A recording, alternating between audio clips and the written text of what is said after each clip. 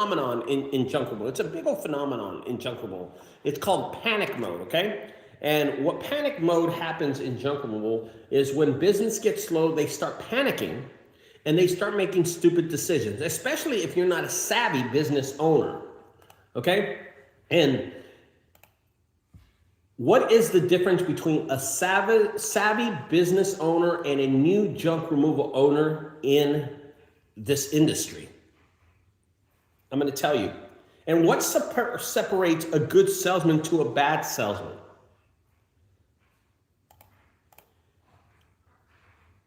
I want to explain this to you. Here's the difference. And if you can ask me any questions if you want, guys, here live. Now I'm on YouTube. A new newbie to this business, he spends the summer money on a new boat, on a lifestyle upgrade. That's what happens to the cash flow coming in. Let me explain that. To the cash flow coming in, we all have seen this. They buy their wives an Escalade or a Excursion. You know why? Because they've never been used to money. They get a Tahoe or a Mercedes-Benz or something. They've never seen this money and they think it's going to keep on coming in. But you know what the savvy, smart junk removal owner does? He builds a war chest in July to pay the bills in January. That's what he does. He's ready. He's thinking ahead of time. He's thinking, hey, I got to set aside $10,000 because this business is not going to be a cash flow business for this long a time. I know that it has to come up sooner or later, that the slow season has to come up. Come on, guys, we all know this. We all know this. As junk removal owners, we all know this. This is what happens. That the newcomers don't see the slow season like we do. They're blinded by the stupidity and ignorance. They just don't get it.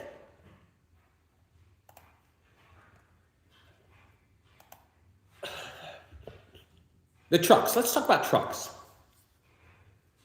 The newbie buys the biggest, newest truck with the massive monthly payment because they're making money, dude. They're making money. So that's what the newbies do. They see the money coming in and they're like, hey, this business is never going to slow. It's never going to slow down. It's just going to get better and better and better. The end of the world is never coming. The economy will always be like this. So what did they do last year? They went and bought the biggest, newest truck with a massive amount of monthly payment. But you know what the savvy junk removal owner does? The smart junk removal owner does? He buys a reliable, used equipment. Or he pays cash to keep his overhead low, thinking ahead of time, thinking of the future of this business. Yeah. Kippy says most of these people and newbie are not person and have bad company. They show up, take the junk, and are goodbye. Call me if you have more junk for $1 million. Fahim says they are dead wrong. Yeah, of course. Jordan, hey, Jordan. Okay, what does the newbie owner does? Marketing. Let's talk about that. He says that he's not doing any ads and he's not paying for anything. But then you see him on Facebook buying ads. You see his ads come up, and then he invests all his money into Google Ads. He hires somebody like a company to do this. First of all, ads. He's paying for leads. That's one. He paid somebody to build his website. And then he paid somebody to do his SEO. So he's got 3 bills. 3 just right there. And that's not even his core business. It's his market business. And he wonders when it gets slow why his phone isn't ringing. Here's what the savvy professional owner does. He goes and he hustles for his jobs. He's on the free Facebook groups. He's on the free Nextdoor app. He's on YouTube doing videos. He's on TikTok doing videos talking about his business. He built his own website. He's doing his own SEO. And I'm going to tell you, a lot of people don't understand this part of SEO. Search engine optimization is when you post a video out there. Here's one strategy you can think about, and this is search engine optimization, is when you post a video out there and you post it on TikTok, Facebook, YouTube, Instagram, LinkedIn, all that good stuff. You post it everywhere and you let everybody see it. You're building SEO. That's a small part of SEO. But that's what the savvy professional does. That's what he does. Here's another one for you. This is probably my last one. Well, I got something about salesmanship I want to talk about really quick. What does the newbie owner do? I'm going to tell you something. He panics and he complains about the weather on social media. Oh, the weather's bad. Oh, the weather is killing me. Yeah. He bitches about that. Oh, the weather didn't allow me. It's not the bills that didn't allow him, guys. It's not the bills. It's the weather, and complains about it on social media. You know what the veteran, savvy professional does? He's on social media posting his business. He's advertising. He uses these snow days to clean the shop, the warehouse. He's building his website. He's modifying his website. I've done that. I did that yesterday. I had some time yesterday. I modified one of my websites. I'm going to do that later on today. He started working on it. Hell, I might even call some of my commercial accounts and say, hey, you got anything? But listen, here in the Dallas-Fort Worth Metroplex, I ain't gonna lie to you. I'm not calling anybody. And yes, it's 100% snowing right now. It's sleet that started balling up. It's about 6 or 8 inches of sleet. It's pretty bad. Kibby says, this one guy told me that he needs to hook up and spend like $20,000 on Facebook ads a month and we can take over the town. Wanted me to do my company on the side. Me and him come up with a new junk gaming name. Are you kidding me? Kibby, you better not even. You see, that's what separates the savvy professional, Kibby. Somebody like you and somebody new. This guy's a rookie, or this guy just not even talking about it. Yes, this is great. I saw that you updated it. So Vince, this is really great. I just talked about this. What is a savvy professional doing? He starts updating things. Vince was last night, and he's junkguysdfw.com. Go check out his website. He updated 2 of his pages on his website. And I did mine yesterday. I started adding cities. Vince, that's what you need to do, is make a page for a city near you. So my website called junkguysdfw.net. And this is what I'm talking about, Vince. I'm going to say this as a side note before I get into the bad salesman. Okay? Update a city that's near you that you don't get a lot of business. Like I'm going to do Keller. I live like 2 miles away from Keller. So I'm going to do a page about Keller. Keller junk removal, Keller trash pickup. I'm going to do a whole page of it and add it to my website. Okay? So get a city that you don't do a lot of businesses and do that city. Okay, Vince? Here's what we're talking about. When the panic mode comes in, the bad salesman, he focuses on price. Their only tool is to raise prices. He starts going up in price. And that is panic mode. That is panic mode. That's what happens during panic time. You start raising your prices, thinking that people are going to hire you because you raise your price. What the hell is that about? Number 2, there's a lack of confidence. They sound desperate on the phone. They don't have a professional greeting on the phone. They just jump into anything. They think they can do it all and they just jump into anything. I don't have a great example of it, but they're on the phone and they're like, yes, ma'am. Oh, yes, we can do that. Oh, yes. Yes, ma'am. Send me a picture. I'll give you a price. They're doing a hoarder house for like $1,000. You know what I'm saying? Here's another one. They're one and done. They take the money and they run. They never follow up. They never ask questions. They never ask for a review. They don't try to build a relationship. We talked about this last week in a TikTok video about building a relationship with customers. They don't even try that. They're just like, I got to get the money now. I got to get the money now. I'm out of here. Here's the big one. They're scared of the no. They're scared of the no. If the customer says, oh no, that's okay, let me ask my husband, no, that's too expensive, instead of selling their business, they just hang up the phone, or they don't explain the value. And you know, this is very tricky because I don't explain the value either. But as you build your business and you're new to this business, you have to give some kind of explanation. I don't. I'm to a point where, and I'm not trying to be cocky about, if you don't like my business and there's other businesses, just go to them, right? I don't mind it. It's not a big deal. But here's what the great salesman does. The good salesman. They explain why they cost more. They explain why they're the cheapest, because they don't do the dumb things that newcomers do, like, you know, hurt customer walls, driveways.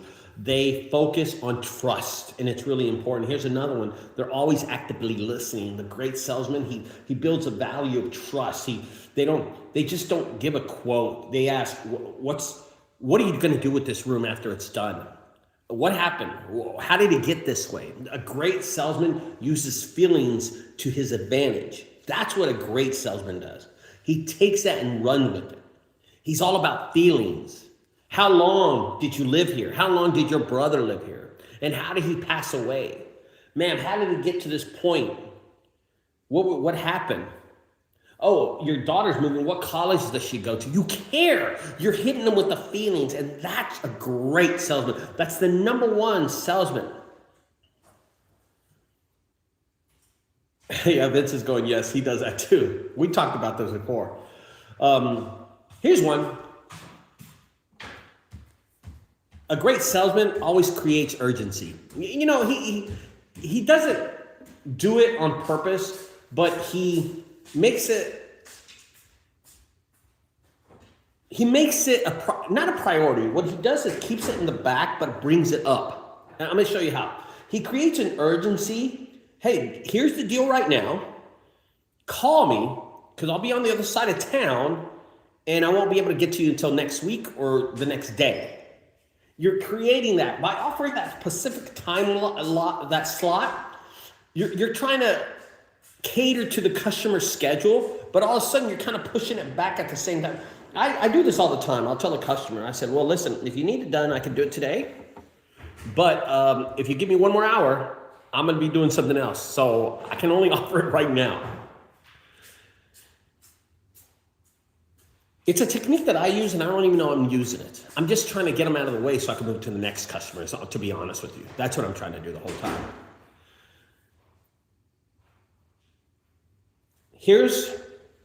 I'm talking about these really quick because I'm trying to think of some of the experiences that I have in the past, right?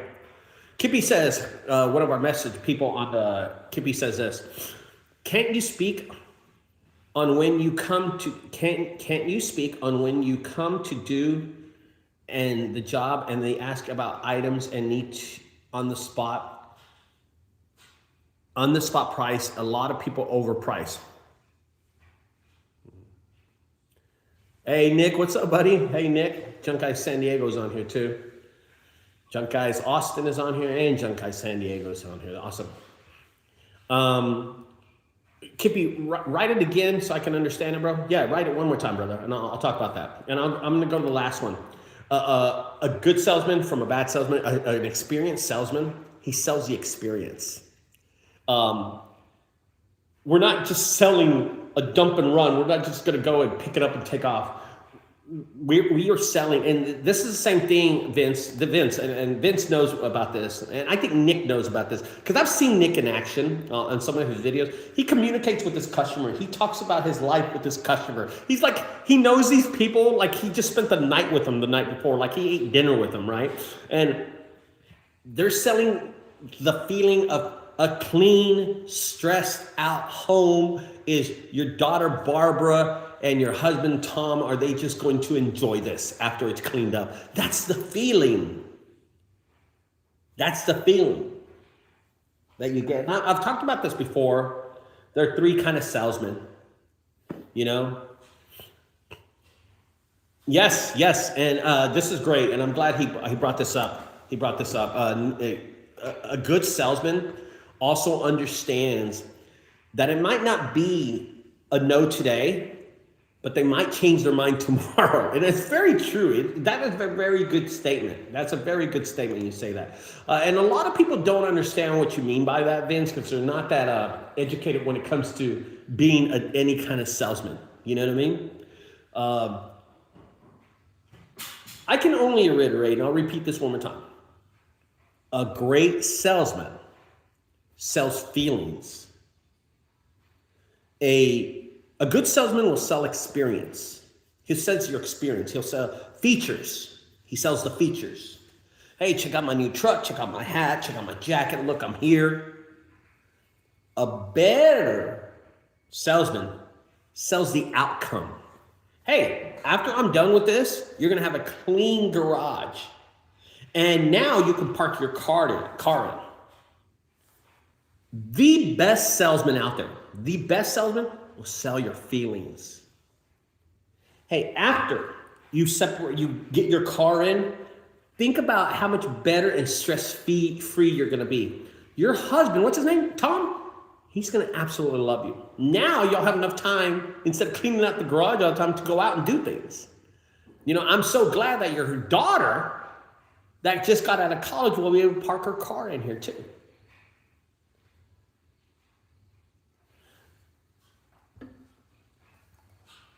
How many of us are great salesmen? How confidence affects junk removal and the techniques that we use in our industry to win over our customers. Let me explain that to you. And Vince just brought that up. Great, I'm glad he brought this up. Confidence is more than half the bottle. Just know how to be relatable and personable. Oh, half the bottle, half the battle. Yeah, half the battle. And I'm gonna get into this really quick, okay? A bad salesman says, what do you want me to take? A confident pro says, I see exactly what we have here. We're going to start with the heavy items and we'll back up. We'll clear the path first so your floor stays safe. We'll have this wrapped up in about 45 minutes. Does that sound like a plan? What kind of technique did I just use? I took the mental load off the customer by telling them the plan before they even asked me, bro. You show them that you've done this 1,000 times. What do you want me to take? No.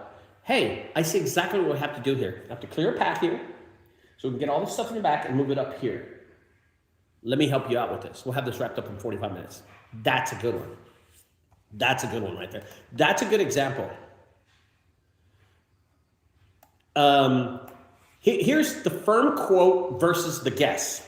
Okay, nothing kills a deal faster than a stutter. Let me check. I think maybe it'll be something like, let me see. Oh, maybe it's $300. The customer feels like it can haggle you down because you're not sure of yourself. The technique, look them straight in the eye, give them a firm number based on your 18 years of experience and stop talking. The first person to speak, I've always believed in this, the first person to speak after the price is given is usually the one who loses the negotiation. Confidence is being comfortable with the silence. Confidence, hey, Lolo, I still owe you $150, bro.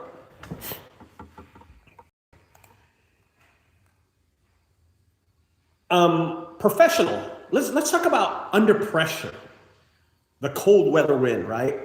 When you show up and it's 14 degrees, now nobody's showing up in this weather, we all know that. When you show up, it's 14 degrees with a smile, a clean uniform, and a can-do attitude, with everyone else is complaining, with the ultimate display of confidence. You show up there. Use the bad weather as a selling point. A lot of guys stayed home today, but not us. We got to work. We're reliable here in Dallas-Fort Worth Metroplex. No matter what the forecast is, that right there builds an instant trust. How about this one?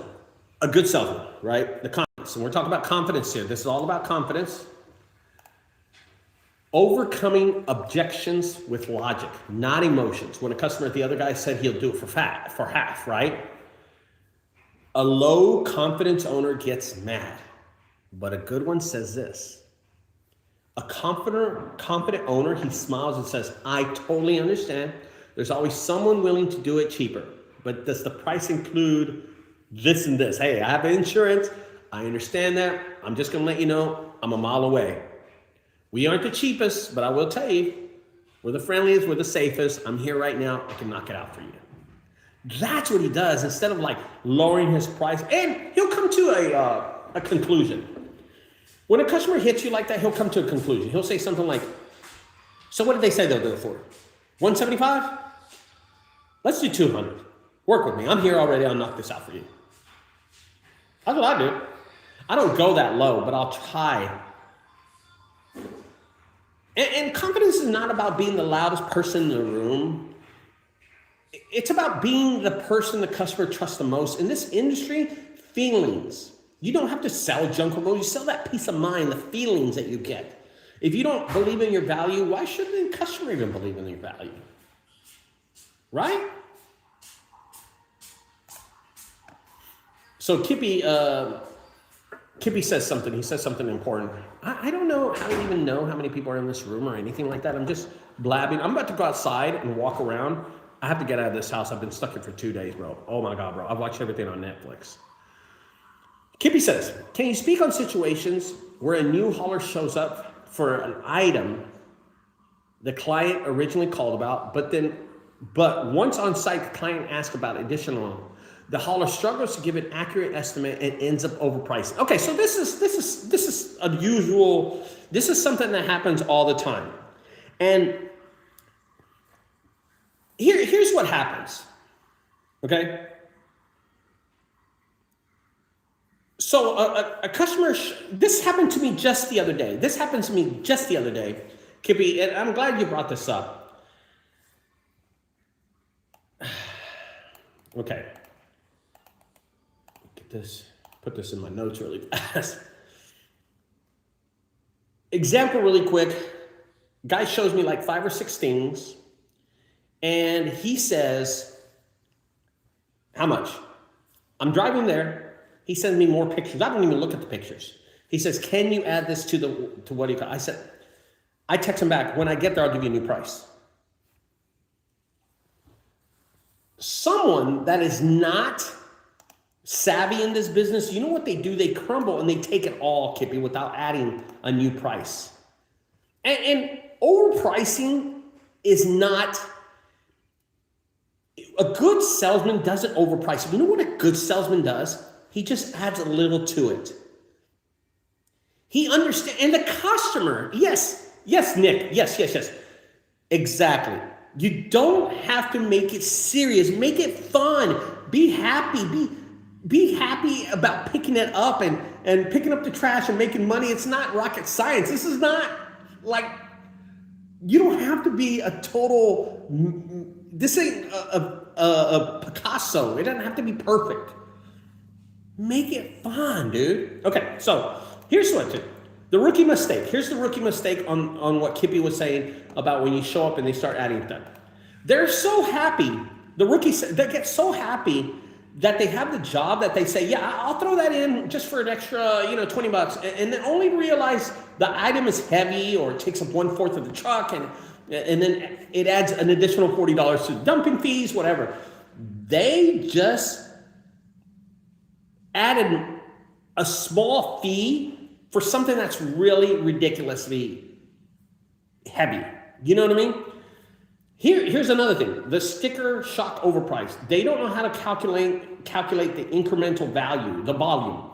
They might charge $150 for the first couch, but then they ask for another one, and then that's another $150 for the next couch again, and the customer feels gouged. Bro, the truck is already there. So they had one couch. When you showed up, they had one couch. And then you show up, you're charging them $150 for that couch, and then you show up, and they have 2 couches, and you charge them $300. What the fuck? You're already there, bro. You don't have to sticker shock these people. There's no reason for this. And the savvy solution, I'm gonna tell you what the savvy solution is. As a pro with 19 years in this game, I know that there are fixed costs in this game. They already were covered with my first item I picked up. Every item after this has high margin for me. Okay? Every margin. Listen, I'll say something like this. Okay, Miss Jones, since I'm already here with the truck, I can actually give you a better rate on these extra items. If I had to come back for a second trip, I'd charge you, but listen, let's do this. When I got here, it was gonna be a third. Now it's gonna be half. It's only additional this much. You want me to get it? If they say, no, that's a little, well, tell me what you wanna pay. Tell me what you wanna pay. Where are we at? Be quiet, don't say nothing else after that. It's the lack of visual estimating skills. A rookie has not developed the eye to see the pile of junk and instantly know that it's only exactly 6 cubic yards.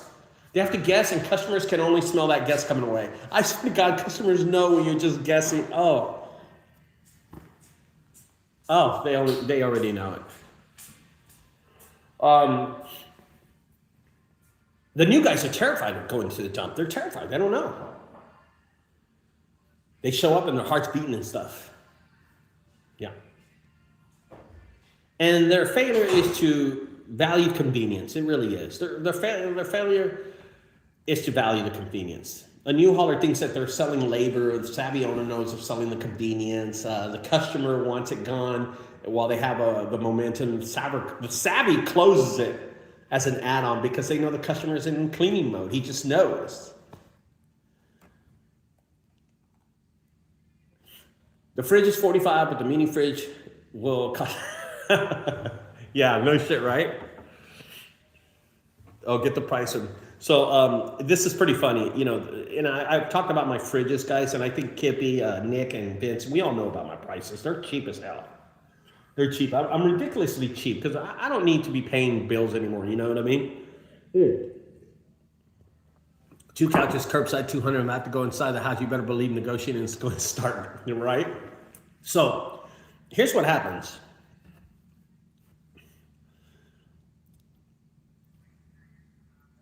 I lost my train of thought for a second. What the hell was I talking about? I don't even know where I'm at right now. Alex says, what if they say, I really don't want to pay the extra since you're here? Oh, no, Alex. Here's the thing about feelings. And that's great. I'm glad you asked that. When you got those customers and you hit them with the feelings, they already think you're your friends, right? And Indian people, I'm going to bring this up really fast. Indian people don't realize this common trait. They don't care about Indian because they don't care about that. They care about the mighty dollar. And they're so unwilling to pay extra for anything that they'll just deny it. They don't know that there's a value. I went to a guy's house in Frisco. I picked up 2 mattresses, charged him $150, and then he goes, I got a box spring here. Here you go. He goes, I'll give you $20 for the mattress. I'm like, whoa, bro. Whoa, time out. I said, you're going to give me $20? I said, no, sir, listen. Here's how I treated it. It was really smooth what I did. Sir, that's an extra $50 is what I told him, right? It was a box spring, not a mattress. I would charge him for 2 mattresses and he was bringing a box spring. So I said $150 for the mattresses. And then he goes, can I take this one in and I'll give you extra $20? He was making the price. Alex, he was making the price, not me. This is what I told him. I said, listen, sir, no. I would charge you $75 for this, but I'll give you a deal. I'm already here. Go pick up trash, bro. And I said to him, listen, I'm already here. Let me just charge you $50. He goes, no, my friend, no, take $20. I said, no, listen, better yet, how about this? Me and you negotiated for 2 mattresses, $150. Let me just do that. I loaded the mattresses. I go, no, let's not talk about anything else. What I told him, I said, you keep your box spring. No, my friend. I said, no. I don't want to talk about price with the box spring. If you need me to move it, it's $50. But if not, just keep it, bro. I'm good. $150 is what you owe me right now. And I kind of held back on him. You know what I mean? I was just like, dude, I don't want to take it. At that point, he goes, okay, $50. Then he paid me $50. I was going to talk about the refrigerators. And Vince just brought this up for me. So this is probably the last thing I'll talk about. I'm going to go outside and play with my neighbors right now. They're outside playing. I could hear them right now. refrigerator removals. I do refrigerator removals, $45 if it's located outside on the curb or in the garage. Inside the house, I charge $100. Okay. One of my customers called me up, and she says, "Hey, is this the junk guy? Are you the tall guy?" And I'm like, "Which one, ma'am?" And she goes, "Yes, snowball fight. We're gonna get in a snowball fight." And she said, she goes, "Listen, there's this funny tall guy that came about 3 years ago to pick up my fridge." I'm like, "Oh, that's me, ma'am. What's up?" She goes, "My mother recently passed away, and I need someone to clean out her whole apartment." Boom. There it is. Got that job. And of course, why did she call me back? She called me back for two reasons. I was funny, and I was the cheapest when I picked up the fridge. And she remembered me from that cheap ass fridge, knowing that I'm going to probably give her a good value for her apartment cleanup. So that fridge had a history on it. That fridge led me on the path of, hey, I got my foot in the door. I'm going to give you a good price for this fridge. And then later, I'm going to get you. I'm going to hustle you. You know what I mean? So that job was a $2,500 job. There was not a lot of stuff in this apartment. But I got her twice, man. One for $2,500, one for like $600, because I went 2 days in a row. She called me twice. And, ooh, my glasses are clean as hell. I could see the world now. And I do remember bringing it up to her and thinking I got it for $3,100, but the first time it was $2,500. I won't bullshit y'all on that. There has to be a point where you know something's working for you, and I knew these fridges were working for you. I knew I wasn't making any money off the fridges. And that's probably one of the reasons why I opened my haunted house, is because I had a way to use my fridges, right? I had a way. The valuation that I look at my business is, hey, I have to value my business as a way to pay my bills and nobody else's, right? Nobody else's. Just the things that I do are for me and only for me. I found that way. You got to find your way. A savvy business owner will know that. A savvy business owner will know that. Somebody that's not been in this business for that long will not understand that. He just won't understand it. He doesn't know how to work around it. He doesn't know the ups and downs of this business. He just doesn't know. He just doesn't know.